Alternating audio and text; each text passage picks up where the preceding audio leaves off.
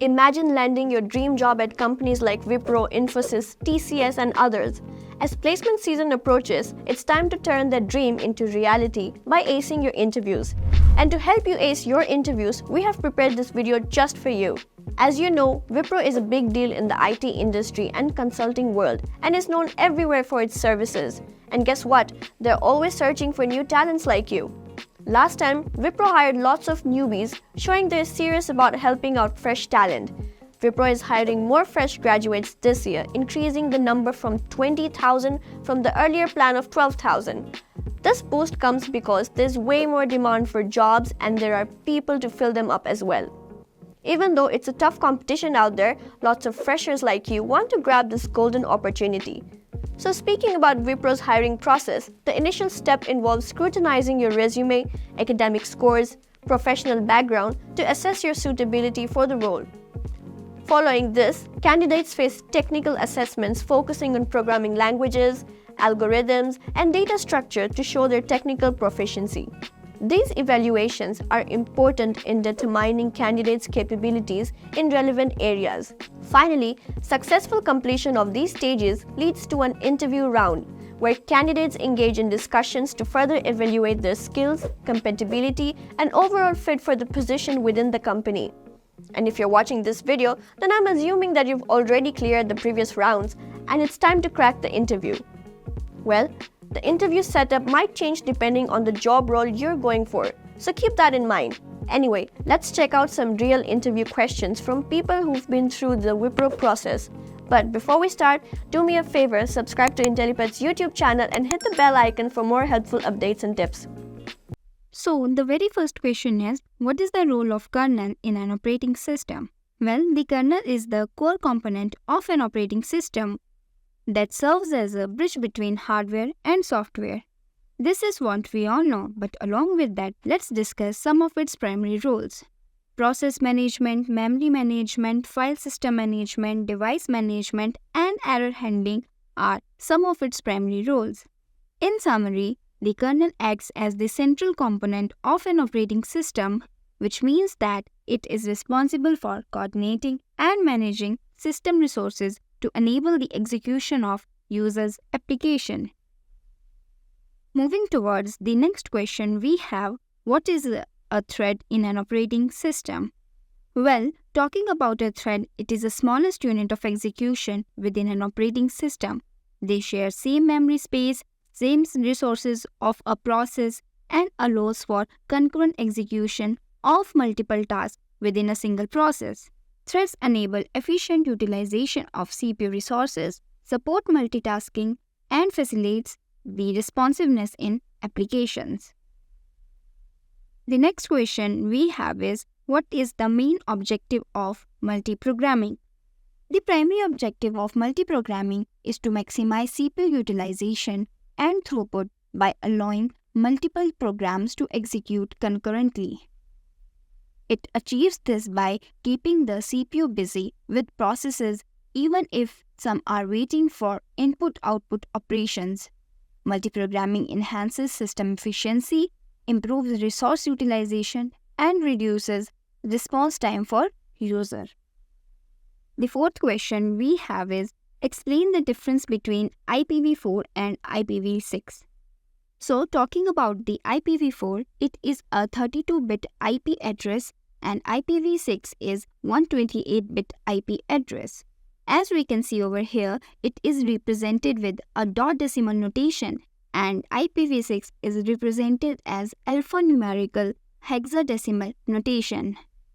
It is DHCP or manual configuration, whereas IPv6 supports auto configuration. The fifth question we have, what are network topologies and what are their types? Well, the network topologies refer to the physical or logical layout of connected devices in a computer network. There are several types of network topologies including bus topology, mesh topology, ring topology, tree topology, star topology, and hybrid topology. As you can see over here, this is one of the bus topology, this is mesh topology, this is fully connected network topology, This is the star topology and this is the ring topology. The bus topology, all the devices are connected to a single communication line. In star topology, all devices are connected to a central device known as hub or switch, whereas in ring topology, each device is connected to two other devices forming a closed loop, whereas in mesh topology, every device is connected to every device in the network. Moving further, we have the another question is, what do you understand by the term DNS? Well, DNS stands for Domain Name System and it acts as a directory for the internet, enabling users to access websites using familiar domain names. For example, what we do in DNS, first of all, we send a request that whatever the domain name we want to have, and then the server will provide us the IP address. Then we make the HTTPS request to the server again and then the server respond to us. For example, www.intellipaat.com is a domain name for our website. The another question we have is, elaborate the difference between encapsulation and abstraction. Well, first let's talk about encapsulation. Encapsulation involves building the data and methods that operate on data into a single unit, often referred to as class. This helps in hiding the internal state of an object from the outside world and allows for better control over access to that state. On the other hand side, we have abstraction. Well, abstraction focuses on hiding the implementation details of an object and exposing only the necessary features or behaviors. It allows us to create simplified model of complex systems, making them easier to manage and understand. Encapsulation is about packing related data and functions together, while abstraction is about hiding the complexity and presenting a simplified view. Now the next question we have is, what is an Armstrong number and how do you identify whether a number is Armstrong or not? Well, talking about an Armstrong number, you must be familiar with it. But let me tell you that it is a number that is equal to the sum of its own digits, each raised to the power of number of digits. Let's break down this. For example, we have 153. Let's take 1. 1 raised to power 3 is 1. 5 raised to power 3 is 125 and 3 raised to power 3 is 27. So now what we'll do, we add all these numbers, let's say 1 plus 125 plus 27, which is equals to 153. So 153 is an Armstrong number. If we take any random number and the sum of its cubes is not equal to the number itself, then it is not considered as an Armstrong number. So we have this basic algorithm to find whether a number is Armstrong or not. So the ninth question that we have is, how is a friend function different from a member function? The main difference between friend function and member function in object-oriented programming is their access and scope. A member function is a function declared within a class and has access to private and protected members of that class, whereas a friend function is a function declared outside the class but has access to the private and protected members of that class. Member function can be invoked using an instance of a class and can access its data members and other member functions. On the other hand, friend functions can be invoked using without an instance of the class and can access its private and protected members. So the 10th question we have is, what is a null pointer? Well, a null pointer is a special pointer value that points to no memory location. As you can see over here is, null pointer points to nothing. It's typically used to indicate that the pointer does not refer to a valid operation or memory location. In many programming languages, including C and C++, a null pointer is represented by the value 0 or a special keyword like null ptr. Moving forward, so the next question we have is, how do you prevent memory leaks when working with dynamic memory allocation and pointers? Well, you guys must know that memory leaks occur when dynamically allocated memory is not properly deallocated, which leads to gradual depletion of memory, right? To prevent memory leaks, it's essential to ensure that every dynamically allocated block of memory is released when it's no longer needed. This can be achieved by pairing each allocation function, for example, malloc in C and new in C++ with the corresponding deallocation function, which is free in C and delete in C++. Next question we have, explain the concept of this pointer. In object-oriented programming languages, the this pointer refers to the current instance of a class. It's a special pointer available with non-static member function of a class.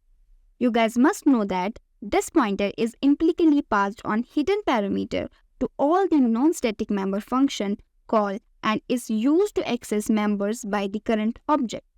In object-oriented languages, for example C++, Python, Java, this refers to the current instance of a class, allowing access to its member within member functions, especially when there's ambiguity within the local function. So the another question we have is, how do you reverse a string? Well, reversing a string involves changing in order of its character from the last character to first character. This can be accomplished through various algorithms such as iterative or recursive approaches. Reverse the order of characters in a string typically achieved through iterative or recursive methods, as I said, right?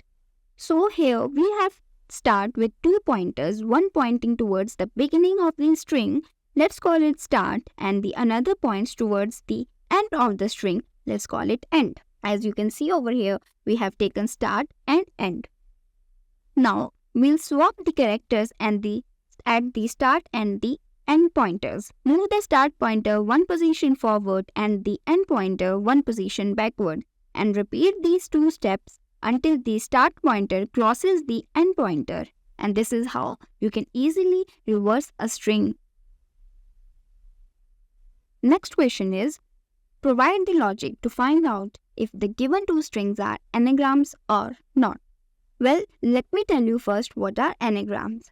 Anagrams are the words or phrases formed by rearranging the letters of another word or phrase. To determine if two strings are anagram, one must compare whether they contain the same set of characters regardless of the order. This can be achieved by sorting both strings and then comparing them all. So here, firstly we are comparing the length of both strings. If they are not equal, they cannot be anagrams and it will return false in that case. And now sort both strings alphabetically. This will ensure that if they are anagrams, they will have same character in the same order. And lastly, compare the sorted version of both strings. If they are identical, then the original strings are anagrams and it will return you true. Now, the another question that we have is how to calculate the number of vowels in a string.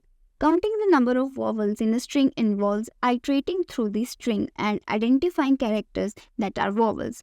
Vowels typically include the letters A, E, I, O, and U, and I'm sure that you guys must aware of these. So, although the definition may vary depending on the context and language, to calculate the number of vowels, one can iterate through each character of the string and increment the counter whenever a vowel is encountered. Firstly, initialize the counter variable to store the count of vowels initially, set it to 0. Iterate through each character in the string. For each character, check if it's a vowel, and if it is, increment the count by 1, as you can see over here. And after iterating through the entire string, the counter variable will hold the count of vowels and return the value of the counter variable as a result. 16th question we have is explain the concept of printing a Fibonacci series. So for this, start with two variables A and B and initialize it with 0 and 1 respectively. It represents the first two numbers of the Fibonacci sequence. Now, print the initial value of A and B. Now loop through the remaining sequence. Okay. For it, calculate the next term Fibonacci number C by adding the previous two numbers, which is C equals to A plus B. Then print the value of C. Update A to the value of B and B to the value of C, preparing for the next iteration. Repeat the step 3 until the desired number of terms is reached. Moving forward, we have the another basic yet important question: how do you reverse an array? So, first of all, initialize the pointers. Set two pointers, one at the beginning and one at the end. And for the beginning one, let's call it start, and for the ending one, let's call it end. Swap the elements and make sure that while start is less than n, swap the element at position start and end. Then increment the size and decrement end. Repeat the step until the start becomes greater than or equal to the end, and this is how you can easily reverse an array. The next question is swap two numbers without using the third variable. So let's say if our question is swap two numbers with using the third variable, what we can do is we just take one temporary variable as temp, but here our question is swap two numbers without using the third variable. For this, set A to the sum of A plus B, as you can see, B to the difference between A and B. And lastly, set A to the difference between the new value of A and the original value of B. And this is how you can easily swap two numbers without using the third variable. Question number 19, we have how to check whether a number is prime or not. For this, first of all, let's take an input. Take an integer n as input. Then check for special cases. For example, if n is less than 2, it's not a prime number. If n is equals to 2, it is a prime number. Then check the divisibility. Iterate from 2 to the square root of n, as you can see over here. And if n is divisible by any number in this range, it is not prime number. And as an output, if none of the above conditions met, then n is a prime number. Here is an example usage. For example, we have taken the number 17 and we all know that 17 is a prime number. So after following this algorithm, 17 will give you output as a prime number. So question number 20th, we have what is the role of constructor in classes. As we all know that constructors are special methods that are invoked automatically at the time of object creation. And the constructors initializes new created object within a class, allowing for proper initialization of members, variables, and setup operations. So this is the role of constructor in classes. Question number 21st, we have what is linked list and what are its types. Well, talking about a linked list is a linear data structure where elements called nodes are stored in non-contiguously in memory. Each node contains data and a reference or a pointer to the next node, which forms a chain. This structure allows dynamic memory allocation and efficient insertion and deletion operations. Talking about the types of linked list, we have singly, doubly, circular, and circular doubly linked list. In singly linked list, each node contains data and a reference to the next node. Traversal can only be done in one direction from head to tail. Whereas in doubly linked list, each node contains data and references to both the next and previous nodes and allows the traversal in both forward and backward directions. Whereas, talking about circular linked list, it is similar to singly or doubly linked list, but the main difference is that the last node points back towards the first node, or the first node points to the last node, forming a loop. Moving further, we have what is tree traversal. Well, tree traversal refers to the method which we use to visit each node of a tree data structure in a specific order. There are three main types of tree traversal: in order, pre-order, and post-order. Let's consider an example. We have this tree which contains nodes as 1, 2, 3, 4, 5, 6, and 7. And when we are traversing using the in-order technique. Firstly, we consider the left, then the current, and then the right. And we have such as 4, 2, 5, 1, 6, 3, and 7. And for pre-order traversal, we have 1, 2, 4, 5, 3, 6, and 7. And for the post-order traversal, we have 4, 5, 2, 6, 7, 3, and 1. So what we basically are doing, let's consider first the in-order traversal. We visit the left subtree recursively, we visit the current node, then the right subtree. Whereas in pre-order, we visit the current node first, then the left subtree, and then the right subtree. Whereas in the post-order traversal, we visit the left subtree, then the right, and at last we go to the current. Now, what is the difference between AVL tree and red-black tree? So first talk about AVL tree. AVL tree uses balance factor to ensure strict balance. More rotations may be required in this tree. It has more complex implementation, and due to more complex implementation, it is slightly slower. And this tree are generally taller in height and are well suited for rate-heavy applications. On the other hand side, we have red-black tree. As you can see over here, the names and the tree structure go hand in hand. We have some red nodes and some black nodes. Talking about the red-black tree, it uses color properties which relax balance. Fewer rotations typically required. It has simpler implementations, and due to simpler implementations, it is slightly faster. And it is generally shorter and used widely in general purpose scenarios. Hash maps are also known as hash table or dictionaries and are the data structure that used to store key value pairs. As you can see over here, we have some keys, we have hash function in between, and these are the values over here. While talking about the key features of hash map, it includes fast access, dynamic size, collision handling, key value storage, and etc.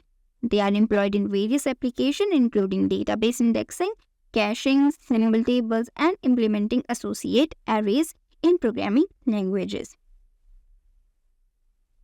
25th question we have, compare and contrast insertion sort and selection sort. Well, insertion sort and selection sort are both simple comparison-based sorting algorithms with O(n) squared time complexity. However, they differ in the approach to sorting. Let's consider insertion sort first.